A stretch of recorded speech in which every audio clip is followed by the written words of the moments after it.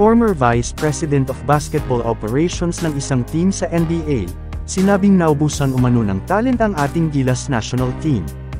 Ngunit bago natin pag-usapan yan, Karl Anthony Towns, umanga sa ipinakitang performance ni AJ Edu lalo na sa naging depensa nito sa kanya. Sa isang panayam pagkatapos ng laban, sinabi ni Karl Anthony Towns na sa tingin umano nito, isang fantastic player at competitor si AJ Edu kung saan nagustuhan nito ang ipinamalas na kompetisyon ng ating young Gilas player.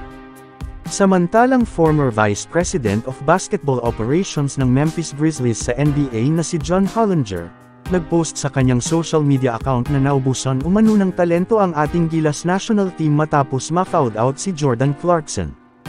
Ngunit may pambawi naman ito matapos sabihin, "What a great environment."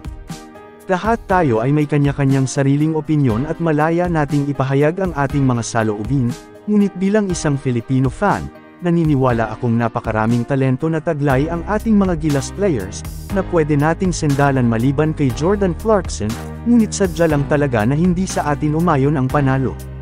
Kayo mga idol, agree ba kayo sa kanyang naging opinyon? Please comment down below at pupusuan natin yan.